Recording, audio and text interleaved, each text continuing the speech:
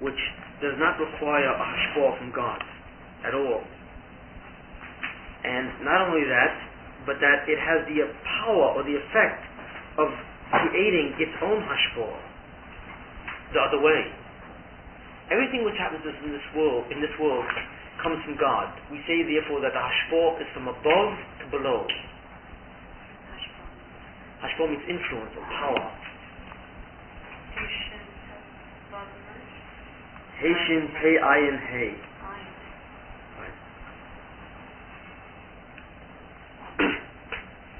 Everything comes from above. Everything that is done. That means that not only does every creature exist from the hashpah coming from above, but its activities are determined. That means it does exactly what the hashpah tells it. No more, no less. There is only one being who is outside of that hashpah and can produce its own hashpah and literally boomerang it so that the hashpah that it produces goes back, and that's man. Man, because of his free will, is outside of the hashpah that comes from above, and he produces his own hashpah from below to above. Everything else is subject to the whims of heaven. That's another way of saying it. Meaning that everything which exists, every plant, animal, every inanimate object, behaves exactly as it is told. And all its behavior is constantly told to it. It has no behavior on its own. That's what it means not to have free will. Not to have free will is to be an absolute robot. Everything in creation is an absolute robot except for man. That's a very blunt way of saying it, but that is true. Again, everything which exists as a total robot, an automaton, is nothing more than a reflection of what heaven decrees. It cannot veer one iota in one speck of its existence. It will exist and behave at every point in its existence, duration, as heaven decrees. This is true of every animal, of every plant, of every inanimate object. It is true of every spiritual object, every malach, every sphere, every existence, above and below. There is nothing in all of creation that moves at all on its own. Everything moves at the control of heaven. It has no control of itself. The only being who can do things on its own, outside of the will of heaven, is man. This should give you some idea how extraordinarily powerful a human being is. In fact, if you meditate on this for an hour, you may begin to understand the true essence of what a person really is. Because if you can understand what free will is, that there is nothing in all existence which has free will. Nothing. Nothing. Everything is an absolute robot. It doesn't look like a robot. When you see a little cat scurrying across the street, it doesn't look like it's a robot. But that cat scurries exactly as it's told. It doesn't move a millimeter outside of where it's supposed to go. When you look at the random motions of a fly on the wall, you think, well, what's the difference of a fly that goes this way or that way? A fly goes exactly where it's told. And that's exactly what it does. It is being told what to do at every point in time. Now, what does it mean it's being told? It is being told by its internal nature and its inner mechanism. It doesn't mean that there's a little voice inside telling it what to do. Its nature, its sense of itself, tells it exactly what to do. But it always comes to it and says, do this, do that. It never tells itself what it wants to do. It always obeys.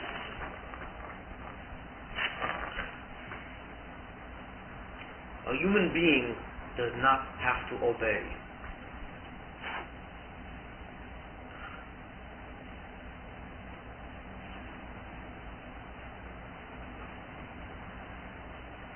For For God to create a being which is outside of His own Shefa is a miraculous event.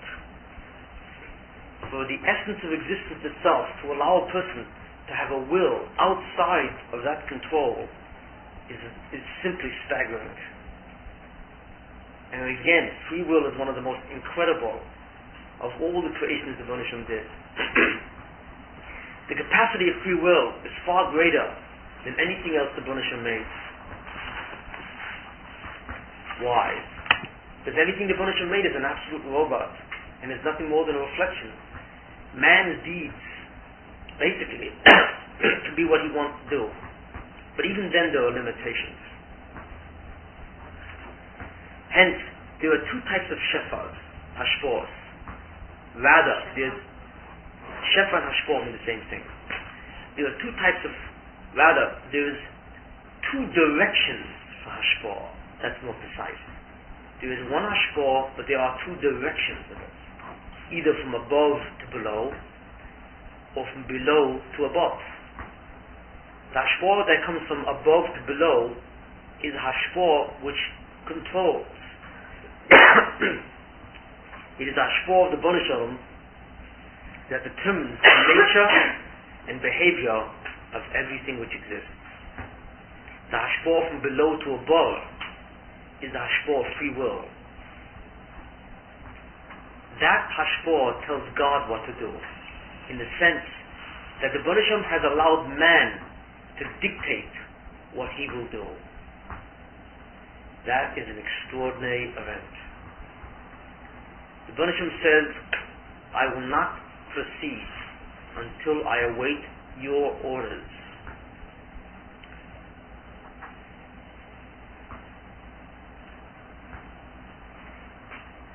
Why does the Bnei Shalom give man this type of koyach? Because God says to man, you must earn your own olam haba. That's the old situation of Nam Sufa. Free will is therefore necessary. So the Bnei Shalom says, I will let you tell me whether or not you will get olam haba.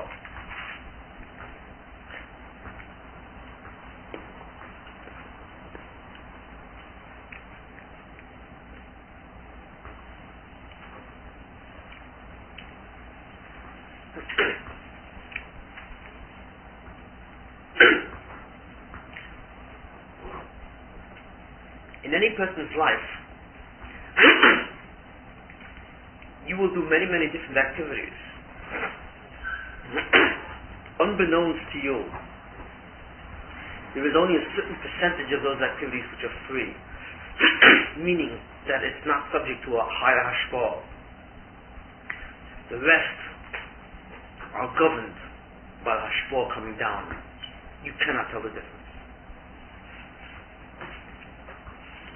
Both directions on that? What's that? Both directions on that? Combination of the two? Well, yes. The events of a person's life can either be one or the other, and within the same event itself, there's a fraction or percentage that can reflect one, and the other percentage reflect the other. Sometimes you can tell the two. I think we spoke about this last time. Yeah. You have a whole shiur on this last time. Yeah. But generally it's very difficult to tell the difference. Okay. This is the concept of the direction of hashpor. This is a very, very important concept. Extremely important. Because it's tied with the very purpose of man. The direction of hashpor at any point in time tells us exactly if man is free or he's not free. You see.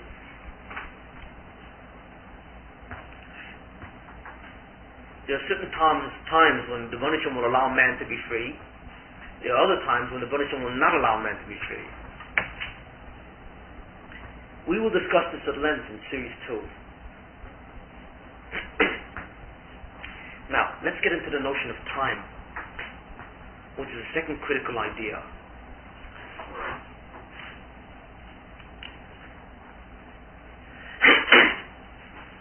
Judaism looks at time in a very important way. Time is very much wrapped up with the idea of free will. How is that? Most people see time in the following way. there exists a road, and that road is called time. There is past, there is present, there is future.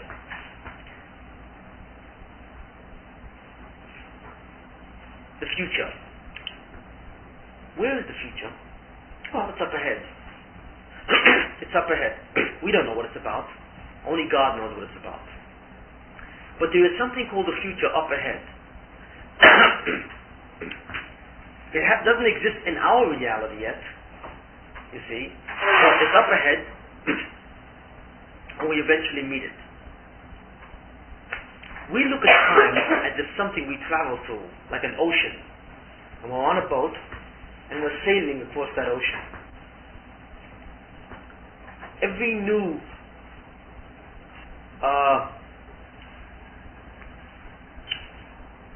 mile that we encounter on the ocean is the next point in time. In other words, time is like a sea, which exists in its totality, past, present, and future. And we're floating on it. And as we move along it, we meet the ocean further and further up ahead. But in other words, we are traveling through time. Time is a separate, independent entity like space, and we are traveling through it, you see. That which we have not met yet is the future. That which we are meeting is the present. And that which we have already met is the past. Another way to say it, it's like you're traveling on a road, you're on a truck, and you're driving along on a road.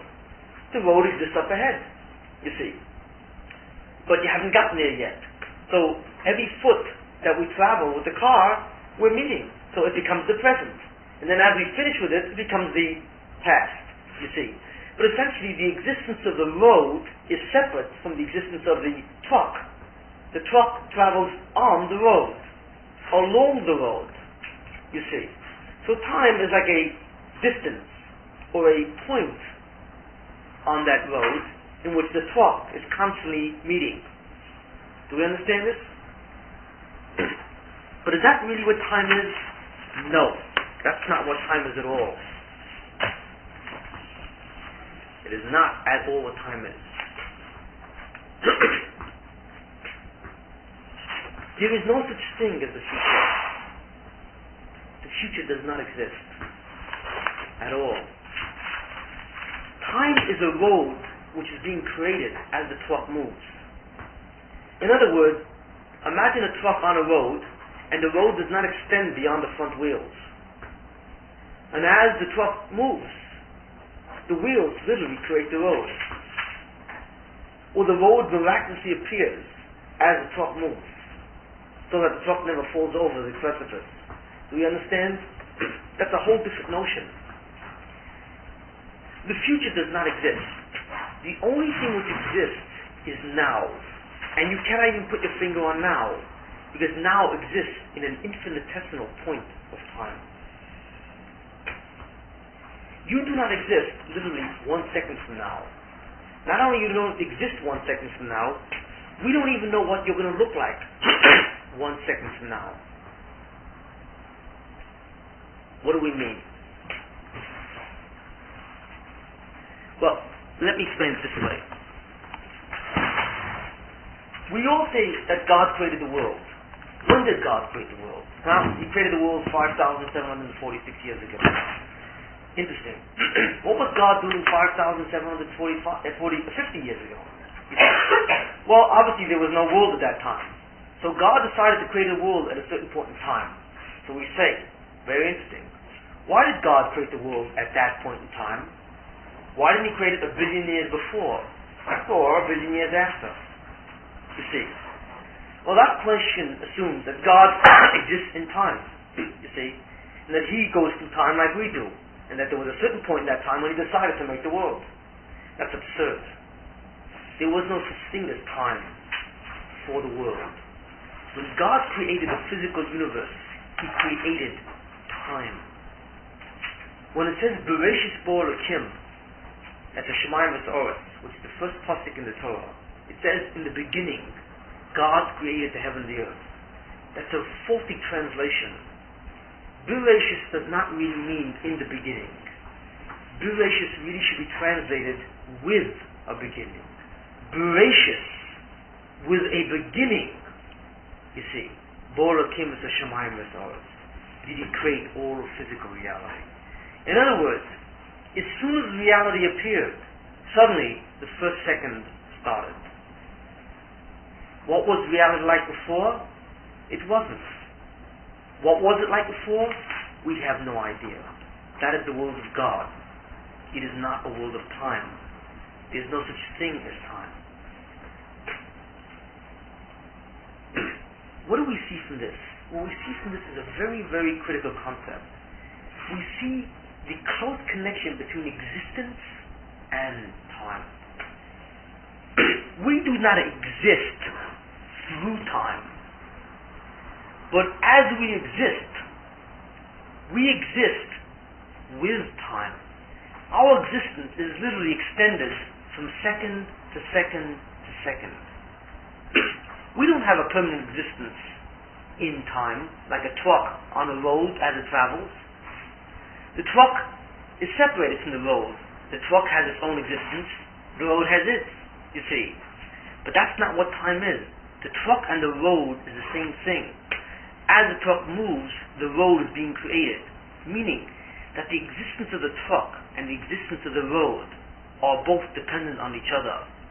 That means that as existence moves, rather, existence occurs or expresses itself in time or through duration.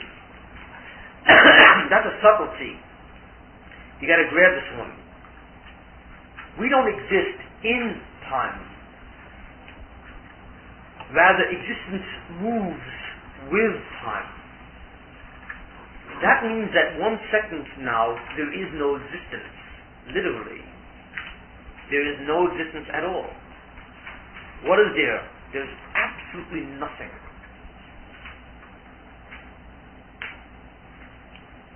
When God created this world with time, that means that existence itself moves second by second. Every second is literally a new existence. You don't realize that because there's the illusion of continuity. You think that, for example, from now to now is 1 second. You think that it's the same existence, don't you? You're absolutely mistaken. There were two different existences. Because when existence manifests itself in 1 second, for it to move on requires the will of God. If that will would stop, that would be literally the last second. God doesn't have to take the world out of existence. You see? It's not like we exist and He has to take it out of existence to destroy it. He simply does not allow it to continue. Because in order for it to continue, He literally moves it second by second. If He was simply to let go, it would stop and instantly disappear. Do you see what I'm saying? Do you see the subtlety of that idea? It's a strange thought. It's a frightening thought, really. That means that the next second, between 1 second to another of existence, are two totally different realities that simply look exactly the same. That's all it is. It looks the same. You, from 1 second to the next, are two different people. It's an illusion that you're the same. It is. That's exactly. That's exactly what it is. Yes, it's a film. Yes. Each one is a frame. Existence, and I think that's an excellent example, is nothing more than a series of frames. You see, God creates the separate frames, one at a time, and as they move, we have the illusion called life. But life is really an illusion. You see, just like a movie is. What is really a movie? Really? Movies are nothing more than a series of still frames coming so rapidly together that it looks like it's a continuous event. That's exactly what the illusion of life is. You see, every frame is a new creation. So it's not that God has to created the world a long time ago and we're here, secure. You see, God must create the world every infinitesimal of a second to keep it going. To keep it going, He doesn't have to take it out of existence because it has no tenure. If you think a professor feels insecure when he has no tenure, can you imagine what existence feels like? It has no tenure.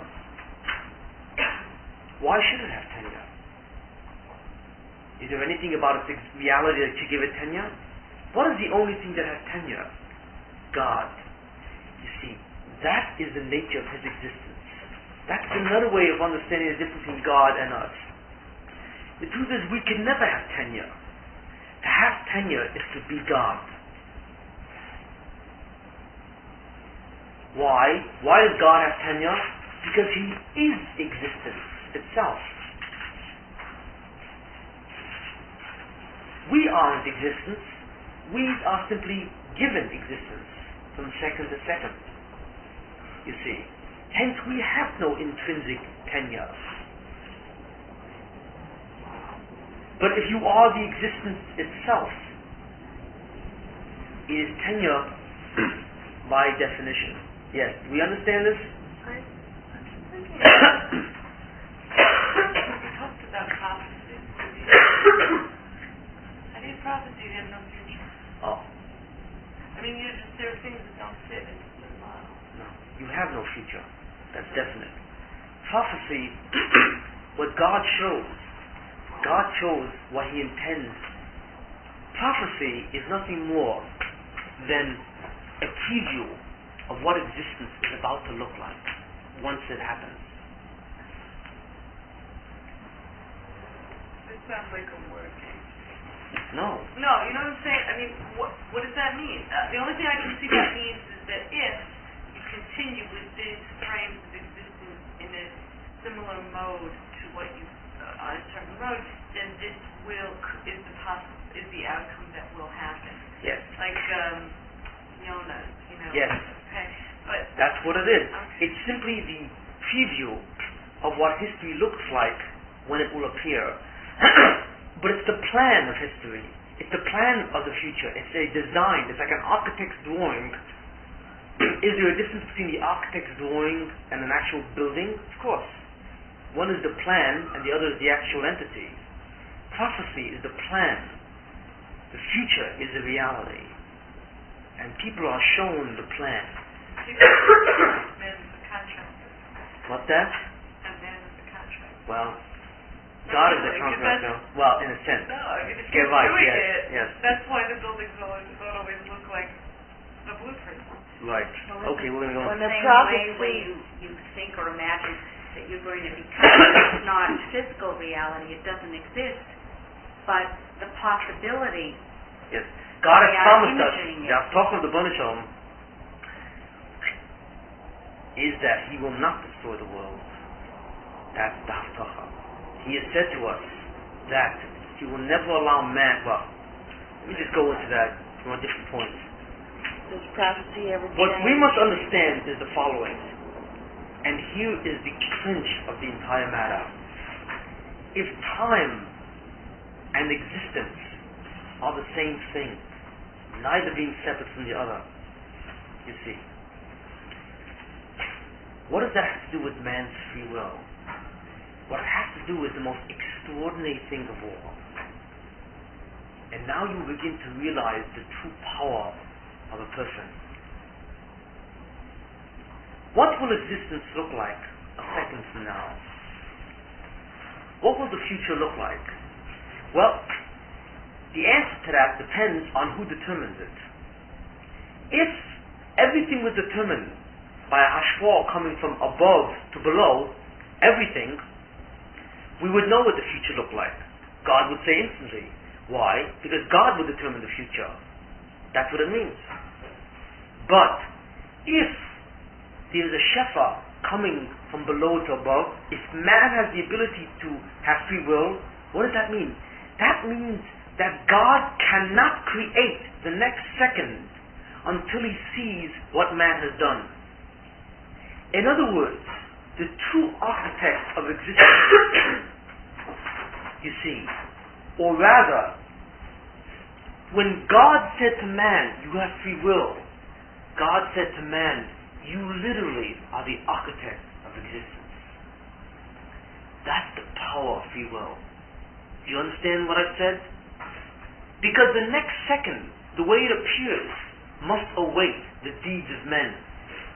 God, if all reality follows only the shefa of above, meaning what God wanted, then God doesn't have to wait for anyone. He would simply unfold existence according to his own plan.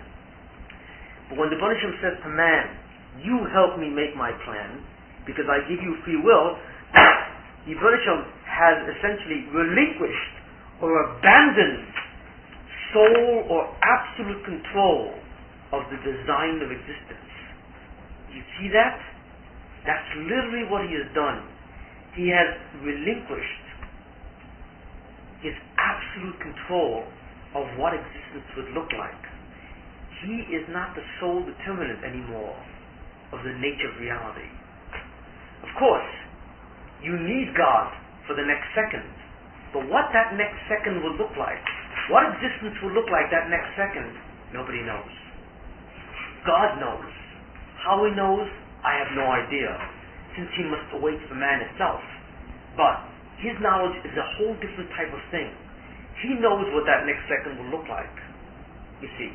But that's not relevant for us at this point. What is critical is that that next second must come from man. You know what it's like? It's like an enormous computer which has an incredibly complex program, okay? And what it is that the program that it has is a very complex program that what it does is spits out calculations. It has thousands, hundreds of millions of formulas, and it's constantly calculating all kinds of formulas. But what happens is that the machine at any certain point stops, and it says, I need your input. Feed me data. Tell me what are the variables. So what you do is, the program comes along, feeds in some of the data, and suddenly the machine takes off again, uses that information, and then goes on calculating. And then a minute later, it stops and says, more data, you see. That's exactly what existence is. Existence is like a huge computer, moving on its own, except that second by second, or at certain strategic points, it stops, and it says, I await your input. As soon as there's input, it automatically goes on for a time, then stops again. So that the movement of the computer is a participation or a combination of its own program and the input of the programmer. You see, that is the same type of relationship that the Rebbeinu Shem has with man. The machine of existence moves, and God controls that machine. It moves according to his will. But the Rebbeinu Shem has said, I need your input in order to go on, because I will not go on unless you tell me certain things what to do, because I have built this world and the next according to your efforts. That means that every second the machine stops and awaits your input. That is exactly what human history is. And I make this incredible statement. If we knew the design of that machine, and we can figure out a way to know the input of data at any second, we ourselves can literally describe what the future will look like, exactly the way it will be. Do you see how precise that is? It is literally that precise. Do you see what I'm saying? We know the input. If we knew the design, if we knew the in, program, then we know but what the results will be. Yeah, we could figure it out ourselves. Exactly. In other words, But we make our own input. yes, but what I'm saying, yes, collective. I'm saying is if we had like some kind of a screen, and that screen could tell us the collective bechira of all of mankind, and let's say that was represented by a value, a number, right? and we had the machine in front of us, the real computer. You see, let's take an example. I have this computer here, right, which does all the calculations, but I don't know all the numbers, and I need this other screen to tell me the number. So what I do is I play with the computer here, and I stop. Then I open up the screen, and then suddenly I see a number 5. I take that number and put it in the thing, and then the machine tells me the next step. But the truth of the matter is I could predict exactly what that computer will tell me before it does. You see, by knowing its program and by knowing the new number. You see. That's exactly. You could determine, you would know exactly what the future is. You would know exactly what history is at every point in time. If we knew, you see, what? If we knew the machine of the Hashkoch itself and how to determine the collective value of the Bechir of all of mankind. Now, is that information possible? I don't know if you realize how staggering this information is. I'm literally putting in your hands the knowledge of God. Not before its time. But I'm allowing you to predict before its time with a 100% accuracy that which God is about to do. God has, there is Chokhmah. There is a way. There is Chokhmah. Through wisdom, it is possible, literally, to know what the future will look like before it happens with absolute precision, greater than any prophet has ever been or will ever be, just by understanding alone, without any prophetic powers. You see? And I just described to you the last half hour the logic of it. And what I've said to you is true. Now, is such a thing possible? Is it? Yes and no. Meaning, is such a chokhmah available? Yes and no. You can know an enormous amount of that chokhmah. You can know. And the truth of the matter is, whether you are aware of it or not, this entire series of shurim is attempting to give you that exact type of information, even though you may not be aware of it.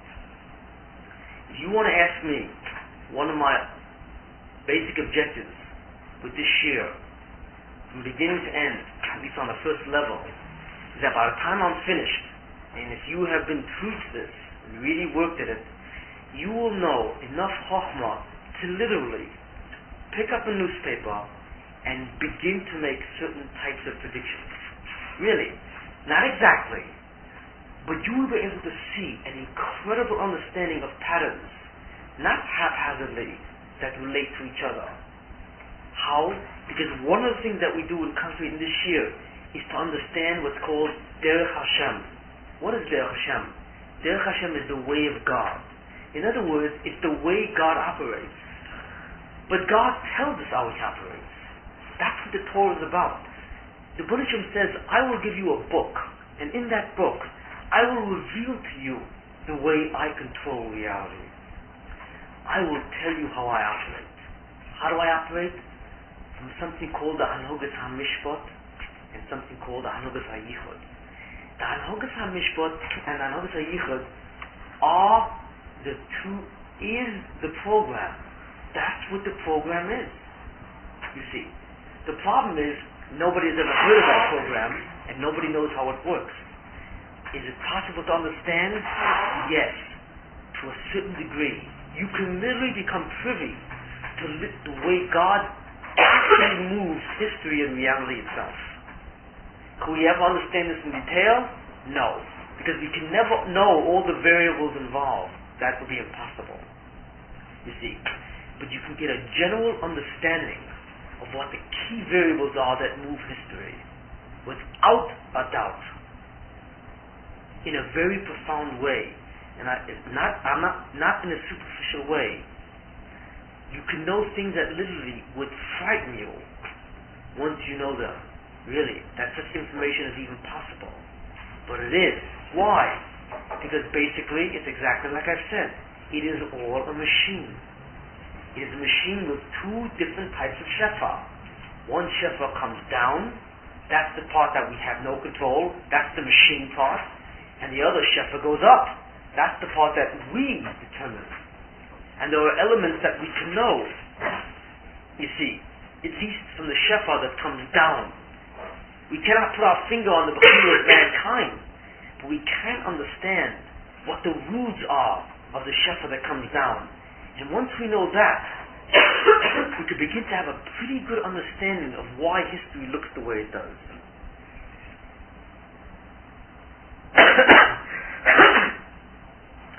The other idea is that man, a person, literally is an architect of existence. That is his true title. That is the gift of God. It's not he lets you do whatever you want to do. That's a very superficial way of saying it. It's not that, what do you call it,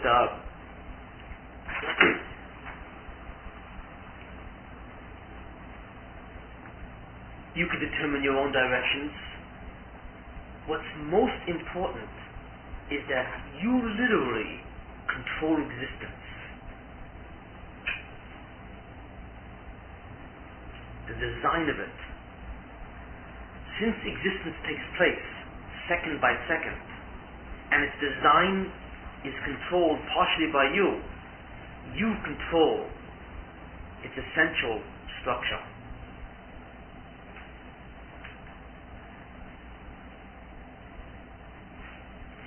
Problem is, man does not know his power at all.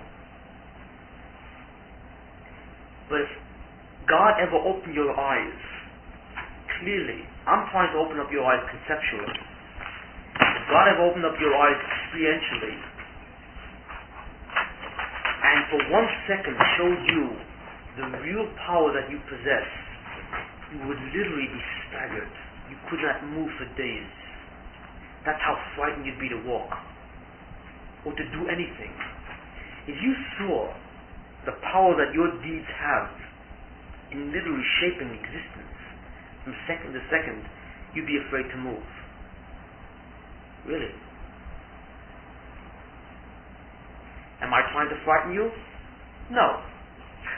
Not really. Am I frightening you? Probably. But how am I frightening you? I am frightening you by telling you your true power. That's the gimmick. I am telling you how really powerful you are. If that makes you fearful, that's the price that goes with such power.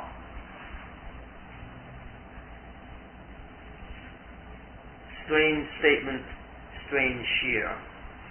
But that's the absolute truth. So there's a relationship now. You're saying that there is an interaction between the two directions. Yes. Right? And that we never know. It doesn't seem like completely free. And the thing I'm thinking about is all the times that things happen and everybody... I didn't say it was completely free. I said there were two directions constantly interacting. Where these interactions, the point of interaction, what activities you do are free, what are not, is not clear. So free will, though, is not it doesn't seem to be a constant. Yes, it is. It is a constant. Yes. Yes. Because if there are times when the direction... Oh, you mean, is every second of your life, what do you call it, can we say that every second of your life is that there are points in your life which have no free will? No, very rarely. Everyone has an aspect of free will at every second of his life. Yes. Yes. Because I'm thinking of, all the times that things happen to us or whatever, and we always attribute it, like, with the shares or that, Those are aspects, obviously, which are taken away.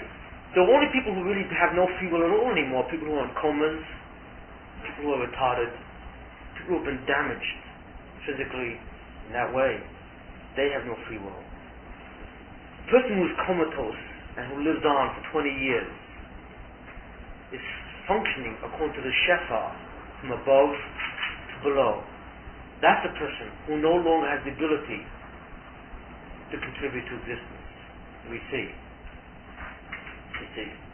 Yeah, but He there is must- responding to a shefa. But there must be some contribution somehow if the shefa has Yes. to continue. Oh yes, there's no question. That shefa has a purpose and an objective too, you see. But that is the only shefa which is on the scene, you see. But you're right, it has a very important objective, which we will discuss later on.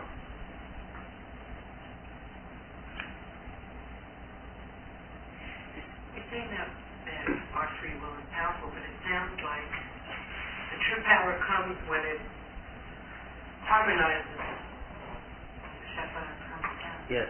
playing by a certain set of rules. Well, And it all has, that interaction is yes, it has a powerful. range. It's like I said, you don't have total free will. There are only pieces. We only have small segments today, really, but it has a certain range. But it's there, and to whatever degree it's there, it is enormously powerful. I mean, you have to remember that even if it's there to a very small amount, existence in some way will still reflect that amount at the next second. You see, the most minimal amount of bechira has the exact same power as the maximum amount of bechira, and that's the construction of reality. The only difference is how much reality. Qualitatively, there is no difference. See what I'm saying? Remember that. Even if you have a point of bechira, or if you have a huge amount of it, they both relate to the construction of reality in the sense that both construct the next second, except one constructs it much more than the other. But that small point is as necessary in the construction of the next second, in its contribution and in its power, as everything as the other massive forms of bechira. So as far as quality is concerned, there is no difference in how much bechira you have really, in terms of the construction of existence itself. You see, all existence in the next second requires all of the bechira of mankind at the prior second. Every drop. If it didn't, there wouldn't be it. You see, the Buddha knows at every second how much bechira is necessary to be used in the design of the next part of reality. He knows. You see what I'm saying? And that's the amount that he allows. If he doesn't need that amount anymore, it suddenly narrows. And when that narrows, that means that the shefa from below to above becomes smaller, so what automatically becomes bigger? The shefa from above to below. Obviously you begin to see that the two hashpos are inversely related. Exactly. There's an inverse proportion. The greater one, the less the other. The smaller... So, another important law that comes out of this is that the two hashpos, the one that comes from above to below and the one that comes below to above, are inversely proportional to each other. What is that? Keston's law of hashpos? No, I'm joking, go on. But essentially, that's essentially what it is. That law is a rigid law. Give an example. That law, Give a simple example. well, the more bechira you have, the less God tells you what to do. The less bechira you have, the more you need God to bechira, free will. And that power from above is not necessarily coming good. It might be Yetzer that's making right. it so horrible for you, That's but then right. you turn to And the some power, good. Is that it? shefa could be either good or bad. You see, that's the thing. Exactly. Generally speaking, Which shefa? The shefa from below Above. to above? No, or- above. let me stand up once.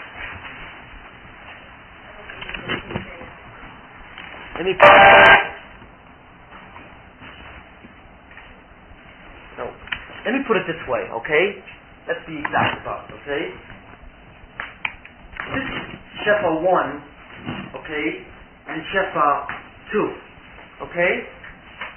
This is from above to below, okay? This is from below to above, okay?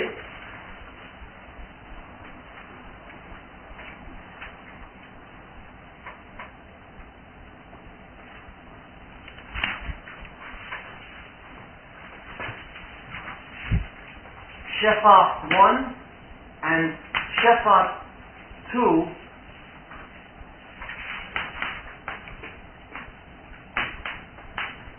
equals a constant. They are inversely related. For example, let's say this number is 10, right?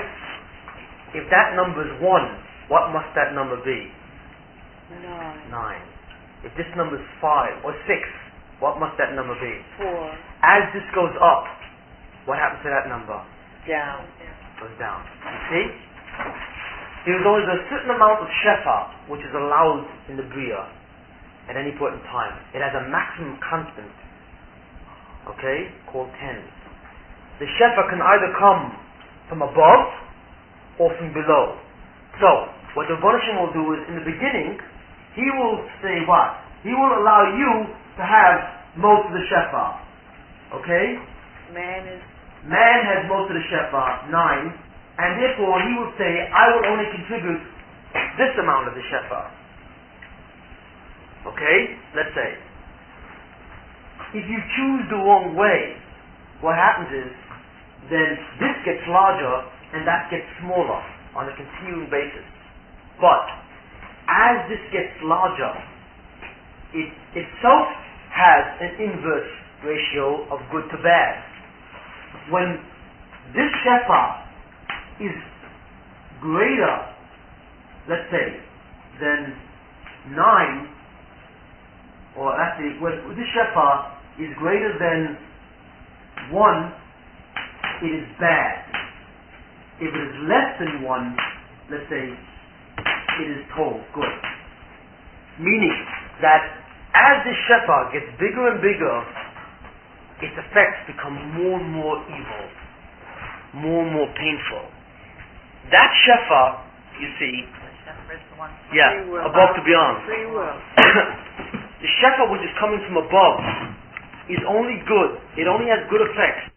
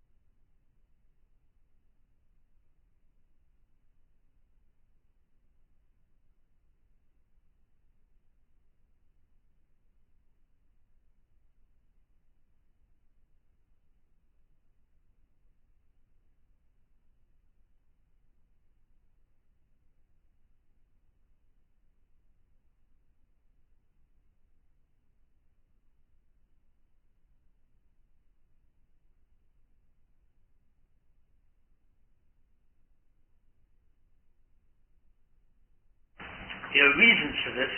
There are reasons for these ratios, these constants, in an exact, precise way. And we will go into this much later on when we discuss these two chefs themselves. But you're using the terms Relative to people, yes. Yeah. Yes, right. Because the Yes. intention is so close. Yes, exactly. No, correct, right. So I'm using it relative to what you're going to feel. Yes. Right, the ultimate, what you're saying is very important. Ultimately, the objective is good. That's why the word is not good or bad. The word is painful or pleasant. That's a better word than good or bad. It's always good, you see. You know, that which is sweet is not always good. Where's Torah coming? That's not the point. We're talking about the shepherd here. Free will. Okay, do we understand this? Shepherd free. Shepherd means influence, power.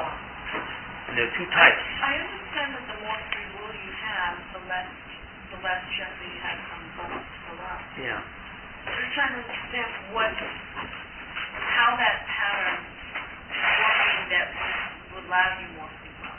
Is it, on the one hand, working to have less free will on the side of the shaman. On the other hand, more free will we have on the side of growth, we have less free will in the other direction. Right. The more things stay equivalent, the more free will we have, which would mean the less we spend. It's a very complex relationship, and I'm probably too tired tonight to be able to catch. But Well, look, be satisfied that you can catch what we've basically presented. I think it's sufficient. These are enough critical ideas. The actual interactions, how these hashbots work, and why they work the way they do is obviously a very complex subject. Very, very complex. You have no idea. Does how we use our hashkafa affect whether the other one goes up or down? Yes. The very fact that you are aware of what I've just said has already contaminated your system. It has. It has. Why do I say that? Because if you're aware from what I'm saying, and to the degree that you can understand it, it means that you are already on a higher level of the Bechira automatically. I don't understand what the Bechira is. Is it the generic use of free will? Yes. Or is General use. karma to Yeah, no. so? Well, no. Free will is the area of your life where literally you determine what you want to do. So on. You see. And there are many parts of life which have no free will in it. These things happen to you constantly. Thoughts fly into your head. And you think, it looks like free will, but it's really not. There are aspects and so on. This type of information raises true free will, because what it does is it gives you a greater control over good and evil. You see, it heightens your awareness of your own power. It heightens your awareness of the processes in the world. It therefore makes you more sensitive of what you should and should not do. Do you see what I'm saying? That is real free will. That's real control. You are now less under the dominion of just thoughts and ideas which you simply do automatically and habitually. And yet it doesn't feel free. No, because it feels like the old stuff. Because then you understand that if you were to choose Oh, you mean because it's again not? and again. It's free. Don't worry. Because what happens, yes, the reason why it's free, I understand what you say because it has a kind of compelling force itself. It does. Yes. But by the time you get out of the shear, there will be another compelling force coming from the other side to suddenly equal it. And it'll be free. In other words, as soon as you suddenly have a light that allows you to elevate, there's instantly placed in front of you a slight darkness that will not becloud it, but will suddenly tend to push it away. Yes, always. Exactly. You see, there's almost like a specific appointee that every person has whose sole function is to see exactly where you're holding in free will. See, you don't realize that. Nobody cares what happens to you in terms of the shepherd from above to below. That's going to happen to you anyway. What is so critical, and with all of heaven, literally, you don't realize every malach, of all the God knows how many malachim on how many malachas? There's no shear. The entire Bezin Shemala, the entire heavenly court, and everything there is completely focused, you see, on that point of free will. Why? Because that has the same power as God. There's nothing in reality. Everything in reality comes from God, except that point which you possess. Hence, all these malachim look to you as a godlike figure. Everything's literally waiting for that next second. Nothing moves without that, you see. So when it moves up or down, they're incredible meters. I mean, they're not placed and so on. But it's like a galvanometer sitting on the side there, or whatever it is, I mean, you're strapped into all kinds of stuff you don't realize that every time you choose something and suddenly the needle is moved, suddenly it makes enormous waves that have to be dealt with. They start saying, well, is she entitled to this free will? That's what happens. Suddenly, as soon as you have a high level of free will, there's an aspect of the Bezin Shemala that suddenly runs and begins to say the Satan, specifically says, wait a minute, this person here, I see from that neshama that it's no longer the same neshama. There's a light there which never existed before. You see, in their world, we are using symbols. Now this is exactly what happens. The Satan is a malach. You see, he can't see you as a person. He doesn't see your body and that kind of stuff. He sees your neshama, and he literally has a seismograph connected to your neshama. He can tell the slightest vibration of your neshama, the slightest change, shift. He's instantly aware of. You see, what happens? What shifts your neshama? You can eat 20 pounds of food. That will not shift your neshama. You come to a shir like this, you listen for an hour, you go home, and your neshama has literally been dented. Literally, you could, if you're sensitive enough, you can almost feel the thing, not as a neshama, but just the idea alone. Because suddenly you're elevated in a way that's almost impossible to elevate. You could read God knows how many books and not obtain the freedom that you have just obtained in the last half hour. You can literally go through 6 months of experience and not acquire the freedom that you've just done in the last half hour. You see. So the Satan suddenly sees this light. And the neshama possesses that light. That's how it translates itself in its reality. And the Satan right away runs up to the Bezin Shemala and says, wait a minute. What is the person doing with that light? Because that light affects him. It makes his job suddenly much harder. And he says, well, wait a minute. You see, does this person deserve this light? And there's suddenly a complete inquiry whether or not they're going to let you keep that light or take it away. You see. Really. And how are they going to take it away once you have it? There are different ways. One thing they could do is not make it take it away, but make sure that you never come back to a shir. I'm not joking. That's about it.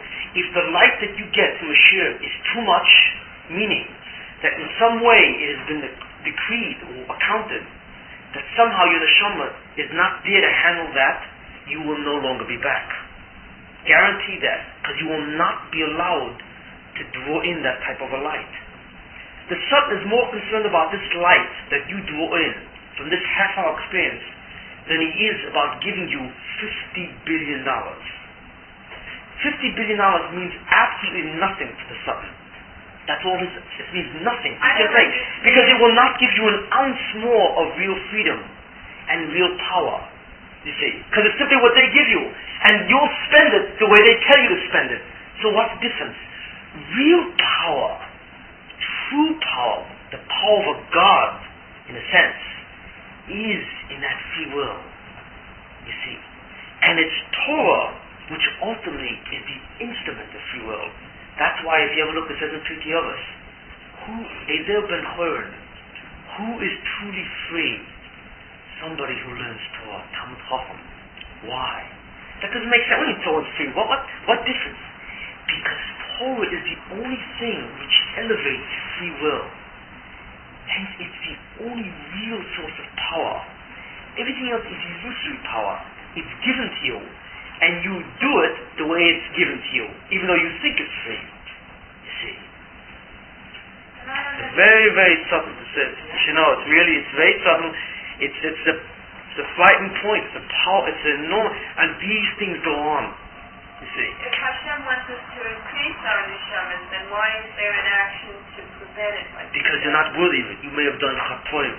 Let's say you went out and you spoke Lashon Hara today. You did a terrible thing. I don't know. Let's say, right? Let's say you spoke Lashon Hara, and because of the Lashon Hara you spoke, you caused a controversy between a man and his wife. Whatever it is, let's say, right? You understand? In other words, you shared shalom bias, let's say. That kind of ethic is enormous, you see. It will be very hard for you then to be zeichel to higher levels of awe. You see what I'm saying? For obvious reasons. It doesn't work the other way around, that the positive negates the negative? Or? Sometimes. But not as clearly the other way. You see, Chatoim have an enormous power, but their power, what is the ultimate power of a chet? To reduce free will. By maximizing the shefa, which controls you. You see. And even if you are rich, and even though you are having a nice time, or whatever you have, it is an absolute illusion. In the end, you have absolutely nothing. You see. And that's what it is. The object of the Satan is to make sure that the shefa which governs you, and to minimize the shefa in which you produce. That is the sole reason why he was created.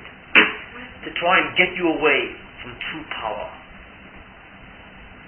And God doesn't do this just to give you a hard time. Why? God does this because he wants you to use your own power yourself. He doesn't want to build your own Olam Haba. He doesn't want to do that. No fun. Why? Because if he builds your own Olam Haba, you will sit in Olam Haba like a fish, a goldfish in a bowl. You see? That's not what Olam Haba is about. You see? The Buddha wants you to construct your own Olam Haba. But when he gave you the power of construction, he gave you the power of design of existence itself. That's what it means to construct Olam Haba. You must realize the implication of that statement. This is not a game. I mean, this is not a game, and this is in a sense, this is not a shiur in a sense. This is not a shiur, it's not a lecture, it's not a seminar, you see. These are very, very significant facts. They are very powerful facts. They literally have the power of life and death in terms of what you will be like for all eternity. You see. And that's what it is. Even though it looks like this is a very small room, and I'm just sitting here and you're listening and so on, you have to realize that it's these tremendous deceptions here in terms of what happens and what doesn't happen. And realize that. And that's what our vote is, what I was speaking about last week and so on. Is it frightening? Yes. But also no. It's a glorious opportunity. Gotta look at it that way, Of course, you make a mess out of it, it's stupid. But do you have to be right all the time? No, you can be human. But the point is, what? To constantly strive to do what's right. That's the key. Nobody's going to fault you if you make mistakes. No one's going to fault you if you make a lot of mistakes. You will be faulted if you don't care. And all you do is make mistakes, because that's all you care to do. That's when they're going to get after you. You see? Because that's an enormous abuse of power. But if you do your best, you will see you will be enormously rewarded in ways that you have no idea. You see, we will discuss these ways later on. You have no reality of what that level is. What level? Your best. You mean a person? Yeah.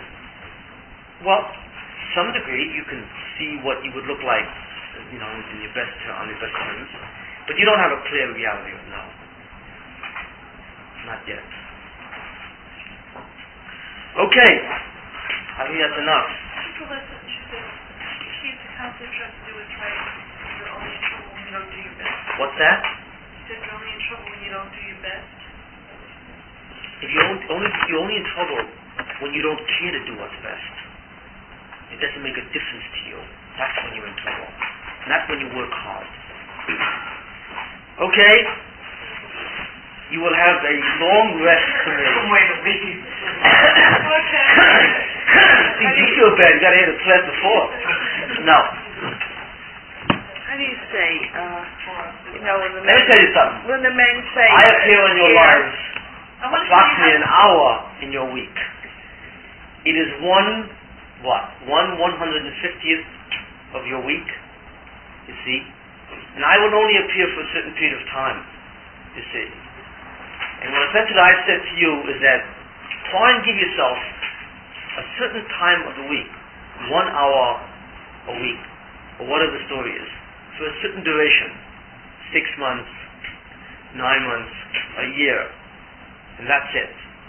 In that period of time, you would have accumulated the type of information that you will probably not accumulate again in this way, nor will you ever hear it probably in this way. This is an incredible opportunity. All I say is take advantage. It may be painful, it may hurt, but the alternative is to go back to an opium-filled existence, where this life just goes on chaotically and hectically, and somehow just nothing makes any sense, until one day everything suddenly is stopped, and the Yom Hadin is over here, you see. And then what happens is, you've got to begin to deal with these things, whether you like it or not. Now you've got the option. Right now, you write on this board. See, that is an empty board. God says, this is your board. You write what you want. There will come a time, you see when that shefa number 2, it will shrink to 0. Because in Olam Haba, there is no free will at all. None. Free will is only given now, so that you can create Olam Haba by your efforts.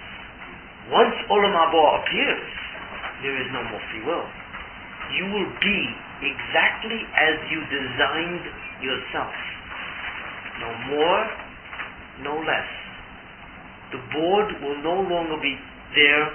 The chalk will be taken away from you, you see, and it will be the end. If you have acquired $5 worth of value, that's what you will be for all eternity.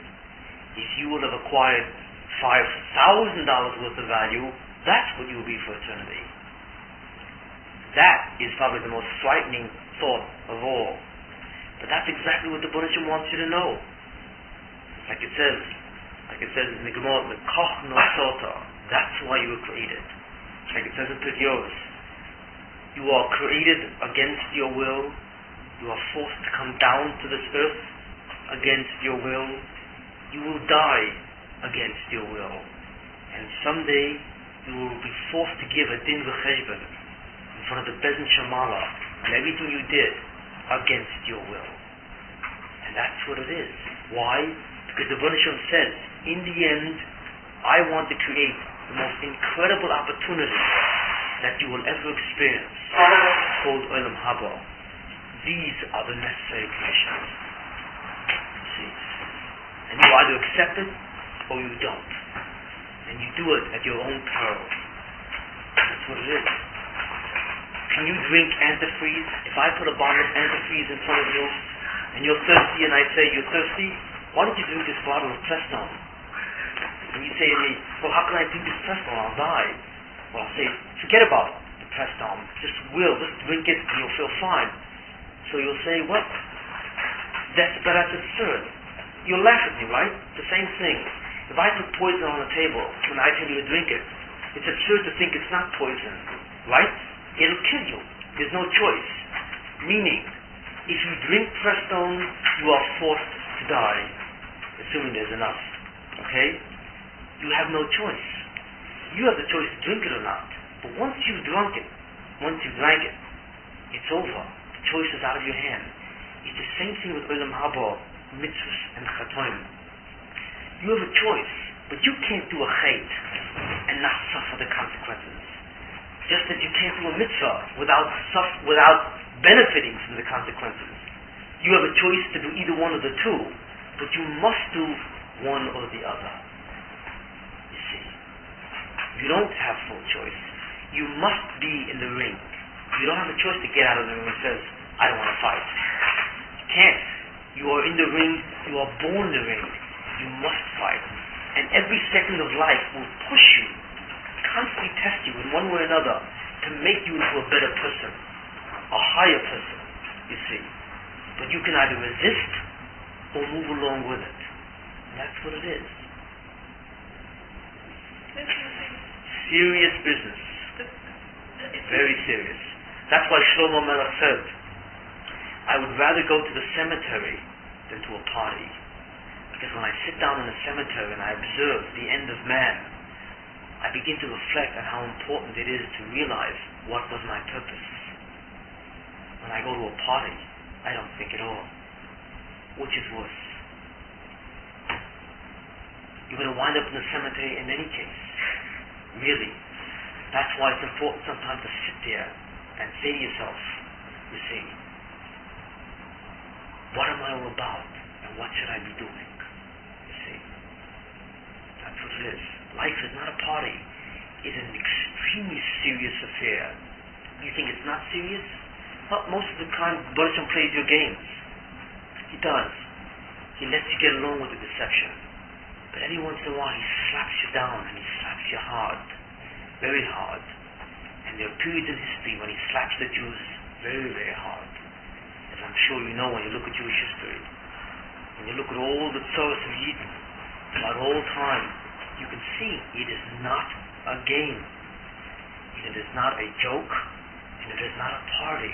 It is very serious business, and that's why the Buddhism says, I give into your hands the power of a God. It is before you, you see. Choose, you have either life or death. And the Buddhism says, I tell you, upochata b'chaim, choose life. You see, for your own sake. Choose eternity. Don't choose the negative end. You see, don't force me to use my shefa when I don't want to. Don't make my shefa the only shefa. Because when my shefa becomes the only shefa, you're in a lot of trouble. But I think that one of the things that you ought not overlook is that joy and appreciation and that kind of lightening up is like making it Yes. feel down and heavy. Yes. It's like this is the greatest thing to be able to Yes. really appreciate. The corollary of what I'm saying is exactly the contrary. The awareness of this is the fact that you were given the most incredible opportunity and the most awesome form of power that no other creature shares. Not even the highest malachim share what you share. The Satan himself, who has the ability to wreak havoc of all creation, right? The Malach HaMavos, who can literally take any person's life in 1 second, does not have your power.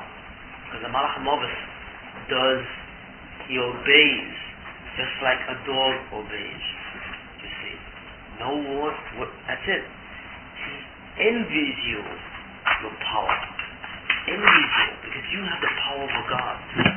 You have the power to construct existence. No Malach has that. The most powerful forces in the world do not have the power. You literally control what the puppeteer does.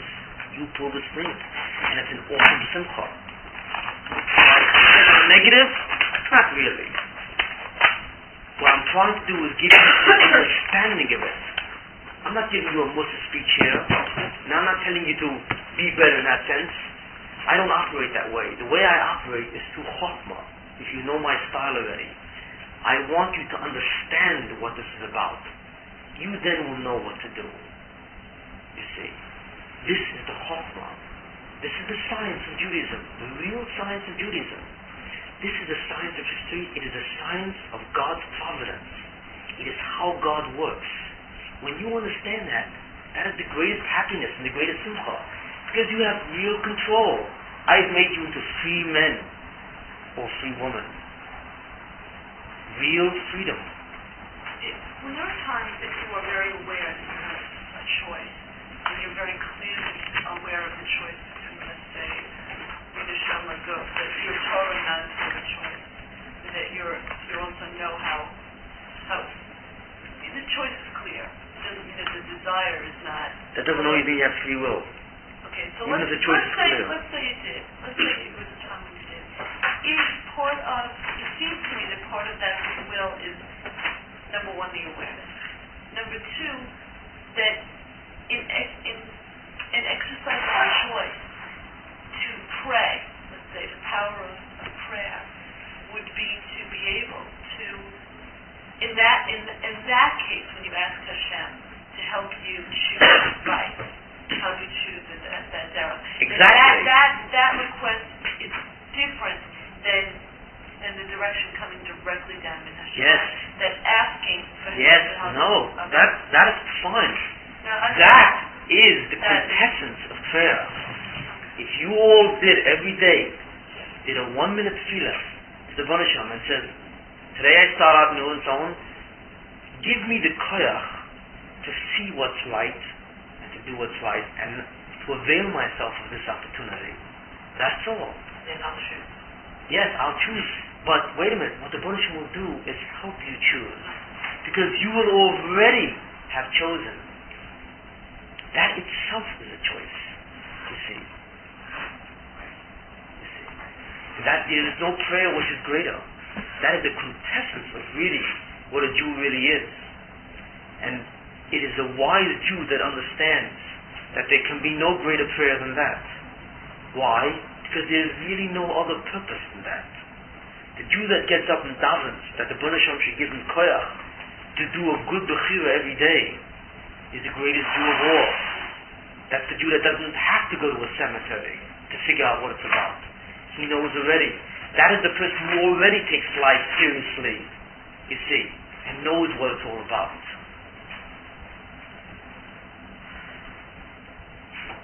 Heavy. Okay. Today's On your page